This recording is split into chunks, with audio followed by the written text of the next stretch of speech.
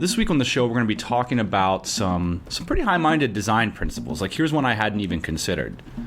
We used to design for above the fold, and you can pretty much forget that concept now. People scroll. We also have got a phone call from our friend Mark Manson, who shared with us some incredible results he saw by implementing some of these ideas. So I switched from Postmasculine to markmanson.net. The first month's growth in terms of traffic was just like stupefying. I had 1.1 million page views in the first month.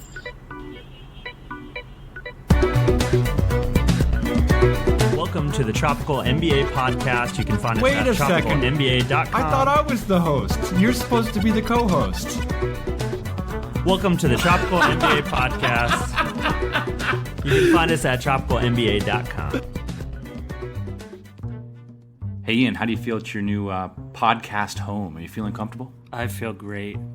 The other day, I said I wanted to do a podcast about design, and you said there was no way we can do a podcast about design. What I said is there's no way you can talk about design without a screen.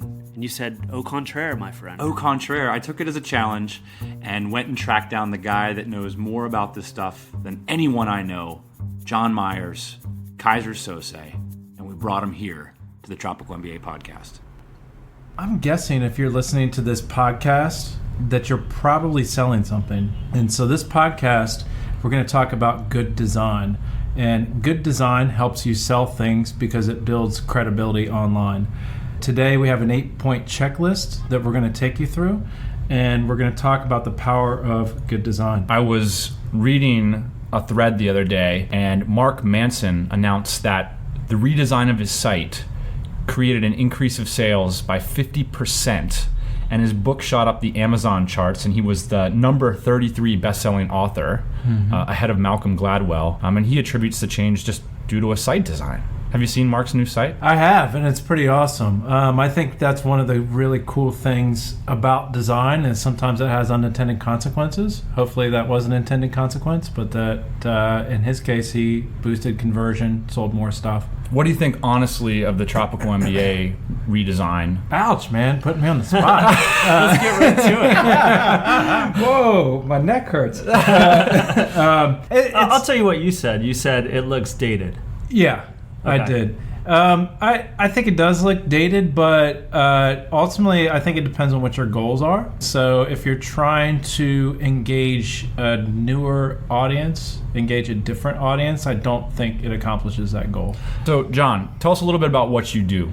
Sure. I'm John Meyers. I'm a user interface and user experience designer who has been doing this type of work for over 15 years. I'm also a startup guy, so I tend to think of design through the lens of design, entrepreneurship, and startups. The first element, the number one most important element, copy.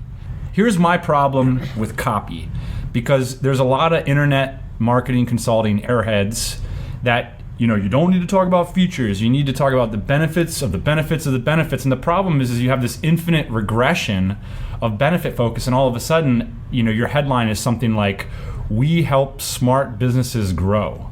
It's like, what the heck is going on this website? What is that a derivative from? Yeah, I think copy is the most important element of design, and I do think of it as an element of design. If you have bad messaging and bad copy, there's no amount of good design that's going to cure that. And so you really need solid messaging, clear communication of exactly what you do and how it's going to benefit the visitor. You were saying, when in doubt, be literal. When in doubt, be literal. Absolutely. Tell me exactly what it does. And a lot of us are in the business of selling intangibles, which makes it even more important to be explicit and tell me exactly what you do and exactly what the highest level benefit of that is. I don't like lorem ipsum. I usually design with messaging in mind. I don't know, as a designer, like a good designer just doesn't throw walls of text and arrange them around. That's a decorator. I have this, just to back up real quick at the derivative thing. We help e-commerce stores grow, or we help e-commerce stores rank number one on Google. What's a better headline? I don't like either one. It doesn't have any energy. I would say, if you're going to go for a generic statement like that, then why not make it more energetic? Rocket fuel for your e-commerce business. I like that. How we can increase your business by 50%. My problem is like, with those kinds of headlines, and I don't know if I'm wrong about this or right or whatever, but when I go on the internet, I'm not looking to grow my business. That's like nobody goes to Google and is like, I'm thinking about growing my business today. Well, one thing about that is I think most people that come to your site, or in some cases, they're already qualified before they get to your site, right? And that kind of depends. It kind of depends on how they get to your site, right? But true. Yeah, I mean, if they know about you before, if they know about your work, then it does make sense to have an impactful headline like that. Well, I think it makes more sense to say exactly what you do, so I know whether I need to rank number 1 on Google or not. Yeah, I know what rocket fuel for your rankings. Or I know if I want to scroll.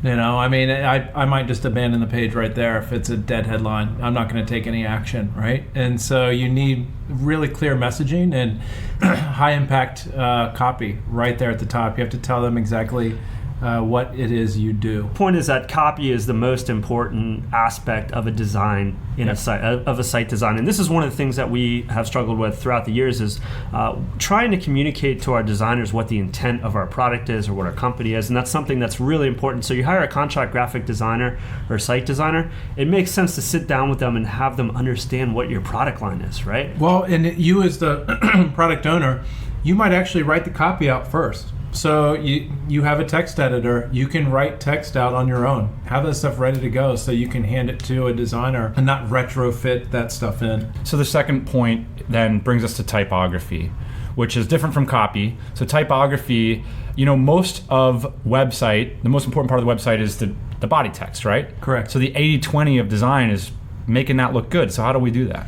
First of all, your headline, it has to stand out. So you need good typography, good contrast in your text and to make things stand out, right? So you want your headline to have a certain level of impact.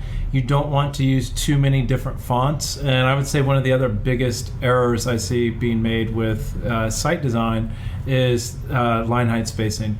So you want your line height to be 1.4 to 1.6 times the size of your text.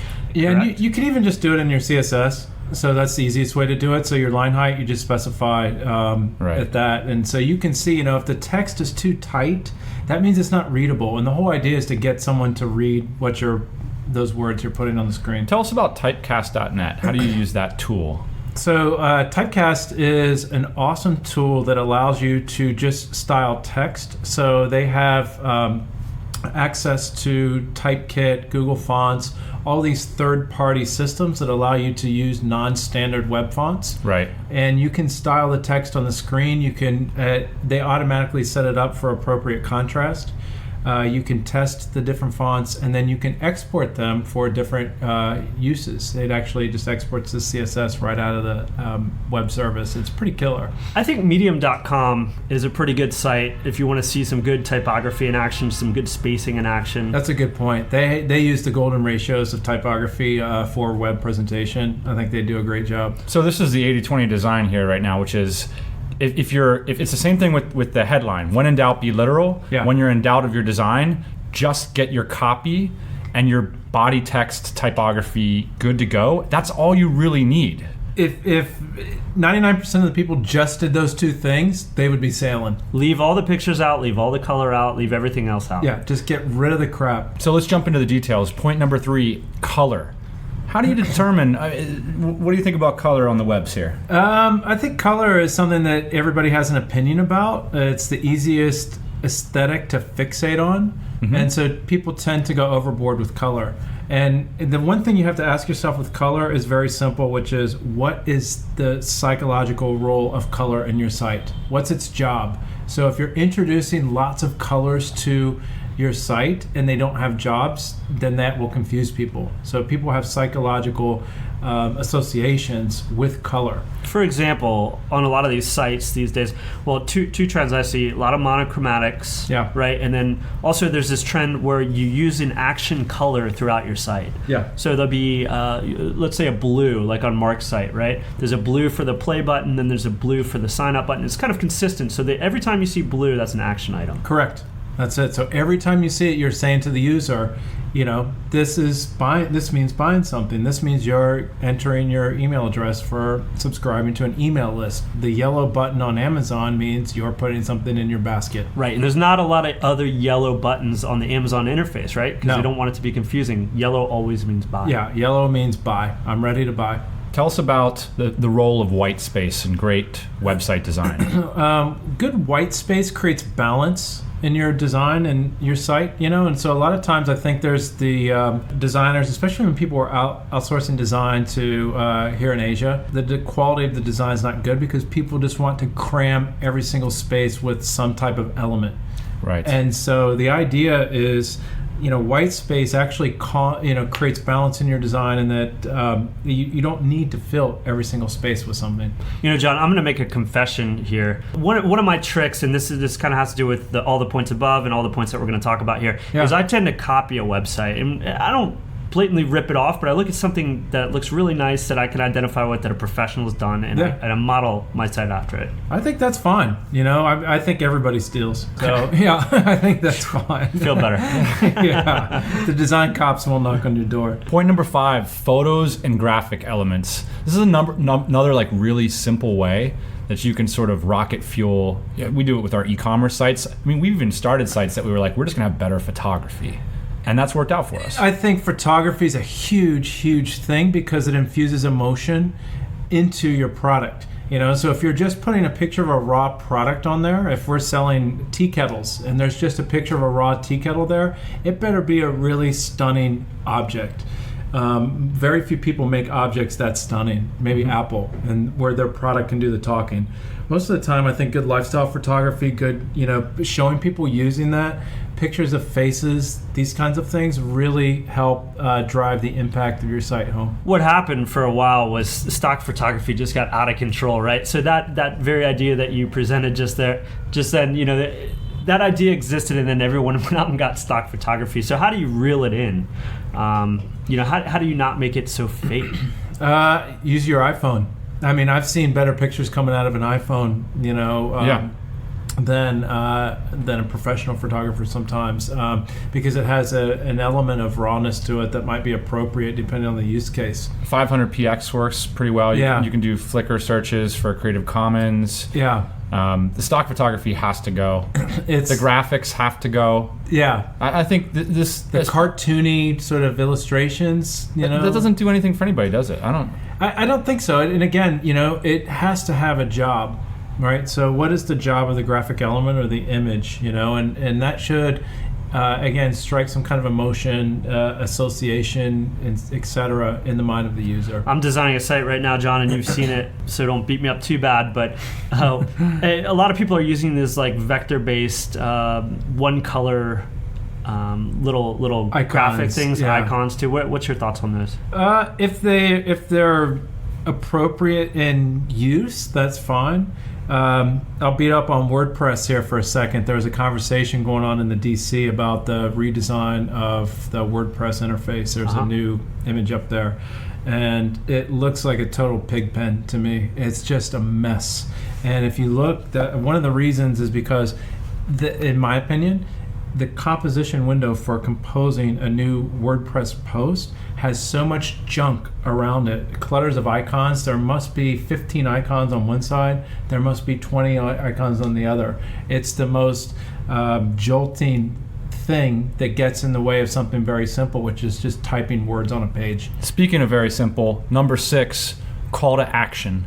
We were talking a lot about the websites with follow me on Twitter, follow me on Facebook, sign up for my mailing list, read my about page. It's tough. There's this temptation to want to just say one more thing. Yeah. And it's like, well, I've got you here now. So the fallacy is I'm going to put a bunch of stuff in front of you because I want to make sure I've got all this stuff. And by the way, to that point, like, how long do you have most people's attention for, have you found? 8 seconds, if you're lucky. 8 seconds. So you're saying sign up for my mailing list, follow me on Twitter, go to Facebook, read you my have article. to choose, right? I'm on Google Plus, all that stuff. Right. It's just junk. By the way, we can find you. Exactly, right? It's not that hard. And usually, you have one goal. So I look at each page, and each page has a job. And what's the number one thing you want me to do on that page? What's the call to action, and how does your headline, your benefits statement, and your call to action, meaning, what do you want me to do? What are you telling me to do? I'll tell you what, we've got this e-commerce site right now, Dan, and it's got this problem, right, where there's like all these call to actions on the front end, and you think, well, how do you decide it? I'm making money from all these. That might not be how most people find your site. So, just through that homepage, right? So, the calls to action and how you organize your site could be, you should test it. Every site nowadays has to be responsive. Number 7. Some people are saying that 30-40% of their traffic is on mobile. Yeah, I think if you're not considering mobile, you're just leaving money on the table. It's that simple. So what responsive means is basically your website shows up properly on an iPhone, an iPad, the 7-inch television screen in the back of my Cadillac. Yeah. All that, right? Yeah, I mean, responsive means just that the site responds and displays correctly on a mobile device, a tablet device, and so on, and it looks good on those devices. It's not a jumbled mess. And so there's frameworks that you can design your interface in to support a responsive design. So framework means it's a collection of JavaScript and CSS that does the hard work for you of adapting your design to be responsive for different mediums. Awesome. And who are you using? We use Twitter Bootstrap. We use another one called Foundation. So those two are the ones I've primarily have worked with, but there's probably 10 on the market now, 15, who knows. So let's talk finally about design hierarchy. This is some insider. What does that mean? This is deep stuff. We're deep into the 20% out of the 80-20 rule here. Yeah, I mean, I think that hierarchy basically is tying all these elements together. So if you think about the hierarchy of information on your page, right? It's how you tie together typography, color, your call to action, the alignment of your elements, the white space, and so on. And how does that paint a cohesive picture of what it is you're offering and what's so great about it for me, and you want me, and why am I going to take action? Awesome. So it's basically like a composition of all the other elements that we already talked about. Yeah. So for example, like a great hierarchy of information for a standard landing page for a software as a service product might be, big simple statement. Tell me exactly what it is that you offer. Show me exactly the benefit. You might break down the 3 features underneath that are the most important to me. You might show me some social proof underneath that, meaning what are other people saying about this product, and you might then give me the opportunity to sign up. It's kind of like a journey, these new landing pages, right? Like arrive at the top and then you go as if you want people to learn the information in the order in which you want them to hear them. Yeah, and the beauty about landing pages these days that is different from, let's say, 5-10 years ago even, is we used to design for above the fold, and you can pretty much forget that concept now. People scroll. So, there's this old concept of, designing for above the fold, but really with iPhones, iPads, that is such a baked-in gesture that probably 1 billion people on this planet are familiar with, that scrolling is not an issue. And, that's interesting. And, people aren't going to just immediately see your headline above the fold and dig in and buy. John, do you think babies in the future will be born and able to double-click without them? Do you think that's something that's in our DNA? Touch and hold, yeah. John, can you hook us up with some linksies for some great landing pages for this blog post? This is episode 39, so we'll have some of your stuff over there so people can people can check out some of the stuff I've done. Be launching johnmeyers.com, which is sort of a landing page personal site as well. I love Mailchimp. I love the simplicity of the Mailchimp homepage. It says exactly what they do, and it immediately allows me to try the product, which I like a lot. Awesome, John. And where are you going to be speaking this week? The World Bank is offering a entrepreneur boot camp, and so we'll be teaching UI and UX there. In Saigon. Very cool. With Guy Kawasaki, which is even cooler. Wow. Oh, thanks for joining us, John. All right, thank you. Ian, at the beginning of the interview with John, I sort of tossed out Mark Manson's case study at markmanson.net, and I realized I didn't even check with him. Yeah, and maybe we made some assumptions. We maybe made some assumptions. So I actually reached out to Mark and asked him about all this, and it turns out, of course, the story is much more complex than we thought. He didn't just make his site look good. It was like that idea of branding from the top level. Like, this is high-level strategy stuff, and it turns out that his brand was hurting him in some ways. It's interesting, Dan, to think, could he have started with Mark Manson, or did he need to start with Post Masculine? Also, I want you to listen to how Mark focused on the one thing and how much it hurt. It was like sort of a risk, but he figured, what is the one thing I want my audience to do on my site? And I'm going to change my entire design to cater to that. In 2011, I founded a site called postmasculine.com. It was a self-help website designed for men. What I noticed this year is that I kind of hit a ceiling in terms of my growth and the demographic I was appealing to. And one of the big issues was, unfortunately, there's a lot of social shame involved with men wanting to improve themselves or improve their emotional lives. They feel like it's something that they can't broadcast out there. The other issue I started to notice in 2013 is that I developed a lot of female readers, and I would consistently get emails from them saying, I loved your last article, but does that apply to women too? The answer was pretty much always yes. And so I just kind of arrived at the conclusion, like, why am I discouraging women from reading me and focusing on a demographic of men who are ashamed of promoting my brand? So I switched from postmasculine to markmanson.net. The first month's growth in terms of traffic was stupefying. I had 1.1 million page views in the first month. I knew that even if I suffered some short-term losses, that I was raising the ceiling or raising the potential of my business. The design, pretty unconventional and pretty atypical, especially for a blog. If you want to look at it, it's markmanson.net. What I noticed over the years is that doing like a big pitch fest on my site never really worked. The more people read my content, the more loyal they become towards me and the more they end up buying. And so I've slowly reoriented all of my marketing away from kind of the pitch, direct sales copy route and more towards simply doing whatever is possible to get people to read my content. So it's a very minimalistic design.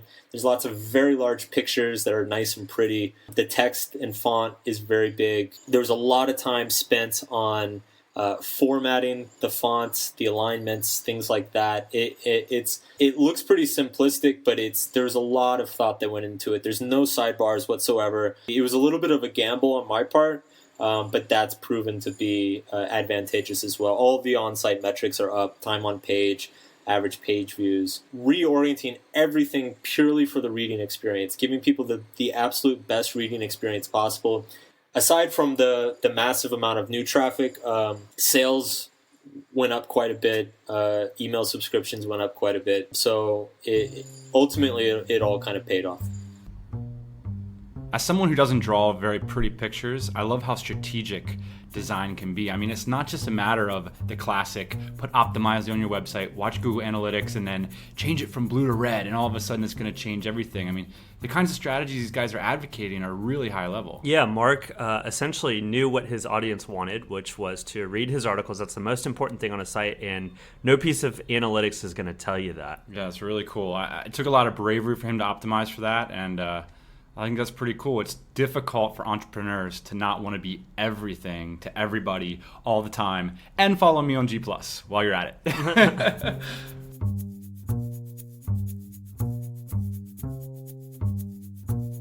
A lot of the listeners know you and I are starting a software application company, so we've decided to take the plunge and go to MicroConf in Europe. So if any of you guys out there are going to the Prague event, do reach out to us. We look forward to meeting you. And if any of you are interested in coming to our Bangkok event in October, we squeezed out a few extra tickets, so you can reach out to me, Dan, at tropicalmba.com. So Ian, before we get off the podcast, what are you excited about this week? I am excited, like you said, because we're working on a SaaS app. I'm excited about SaaS cancellation rates. Can't get enough of it. Direct you over to Jason Cohen's blog, smartbear.com. He's got a great article reframing SaaS cancellation rates. Also, with relation to that, there's a blog called chaotic-flow.com. I recommend that you read some of his stuff too if you're interested in working the numbers on your SaaS business. Speaking of working, I'm interested in not doing it, and that's why I'm going to point you guys to Sean Ogle's blog. He's a really interesting blog post called Why You Shouldn't Work Past 12 Noon. And I know what you're going to think when you read this article. You're going to love it. You're going to think, I'm going to take all of Sean's advice and then I'm going to work afternoon too. Yeah, I was just thinking, what a contrast in stories that we're sharing this week. I'm going to optimize my before noon time, and then I'm going to double down. Anyway, we really appreciate you making the Tropical MBA podcast part of your week, and we'll see you next Thursday morning. Cheers. Thanks for listening to the Tropical MBA podcast. Again, we've got our complete audio archive available at tropicalmba.com. That's the cheapest way to fly business class on your next international flight. Also, every episode has complete notes with links. If you're interested in something we talked about, check out the site. And as always, we'll see you next Thursday morning. Yeah, buddy.